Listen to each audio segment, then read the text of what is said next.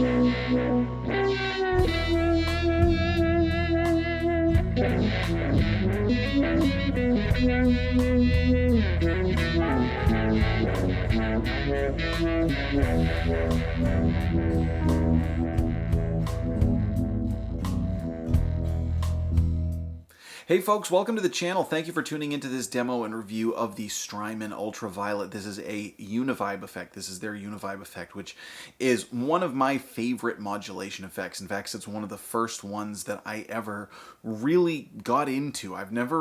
If we're being honest, I've never been a huge chorus person, but the Univibe was one that somehow always spoke to me, probably in big part because of its use with David Gilmour, even more so than Hendrix. I love the way that Gilmour used it clean, and it just created this beautiful, sweeping, kind of lush wateriness almost to it. Now, what's cool about the Strymon one is all the additional features that it gives you that other Univibes typically don't. Univibes tend to follow a pretty strict, straightforward path, and also many of the higher end ones come in these bigger enclosures that use the actual photocells to replicate the sound of the original. This one is digital. Now, I've played a lot of digital ones that fall short. This is Strymon. This doesn't fall short. This nails the sound. I'm sure you would all expect that. And it doesn't just sound like a phaser. It has something a little bit, the term that people love to use with Univibe is chewier, which you kind of get when you play it. It's got this really bassy throbbiness to it that it just sounds great. Now, the extra features that this one offers, it's got, it's got a ton of stuff, but the really notable ones that I think make a huge difference in the tone, one is that you have a bias switch, which affects the center frequency of the sweep. It really changes the voice of the effect, and it almost, I think, gets kind of like, it almost gets into this percussive kind of sound on the lower bias. I particularly liked it in the higher bias. That's where it sounded much more like your classic Univibe to me, but all the sounds were very good and usable. The other is that you have a blend mode between the chorus and the vibrato. Now, the chorus and the vibrato work like they do on a lot of other styles of effects like this, which is the vibrato is your pitch shifting effect, and the chorus is that mixed with your dry signals, the wet signal and the dry signal mixed. And that's the classic Univibe sound, the chorus mode, which is not a chorus, but that's what it's called.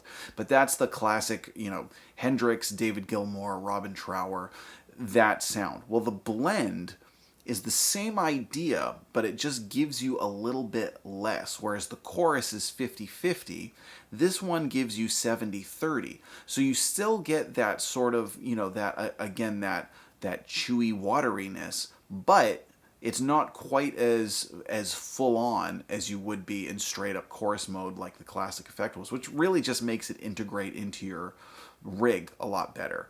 It just makes it a little bit easier to use. It doesn't totally overpower what you're playing. Now, the vibrato mode also is something that you really shouldn't overlook on this pedal. In fact, one of the things that I enjoy using the vibrato mode for is almost like a Bill Frisell. If anyone's a fan of Bill Frisell, he does these amazing... I actually don't know how he gets this sound. I don't know if he does it by bending the neck or what, but he's had this amazing vibrato effect, and not like a, not like vibrato with his hand. I mean, he has great, with his hand too, but there's something that he does kind of in his playing where you hear the note in this like sort of, it's this sort of unsettled but very pretty and beautiful and musical way that he does it. And you can achieve something similar by using a Univibe on vibrato mode, particularly with the speed set low. Now you can also do all the crazy fast C6 sounds and all the typical things that you would expect from a vibrato, but this particular thing is very interesting. It kind of warms up your tone in a way, and it I don't know, there's something about it that is just very, very fun, musical, expressive. So today what I'm going to do is I'm going to show you all the different sounds of this pedal, and I'm going to give you some of the classic Univibe tones using the Vola OZ, really cool Stratocaster style guitar, and then I'm going to play a Fender Telecaster on the vibrato like you already heard in the intro, and that again sort of inspired by Bill Frisell, but also with a few other things that you can do with it. So please let us know what you think in the comments. Now, this was a sponsored review. I did reach out to Strymon and said, hey, I really want to try this out. Is this something you'd like to collaborate on a review on? Again, because I'm a huge Univibe fan. It's other than a straight up tremolo, this is the modulation effect that I've used for the longest and still the most frequently. There's something about it that I just find very, very musical, and I've done a number of recordings with Univibe effects, and I have used, like I said, I've used a lot of them. I've used digital ones, I've used photocell ones, and this one is a very, very high quality tone. A lot of times with digital ones, they wind up just sounding like phasers, which is not necessarily a bad thing. They can still sound really good, just not quite like a Univibe. This one really gets that Univibe tone. It gets that sort of, it's almost like there's an extremeness to it. But then again, with the blend knob, allows you to tame it a little bit, really integrate it into your rig. So we're going to play now a run through of a bunch of the different features that this can do. If you're interested in this pedal, please do your shopping through the link below. That's an affiliate link. You know the drill there. If you shop through that link, you can get this cool pedal. It'll cost nothing extra to you, but I'll get a little commission off of it, which helps support me and the channel. I'm Jack Fossett. Stick around for some more tone. Please remember to like, share, and subscribe, and I hope you enjoy the rest of the video.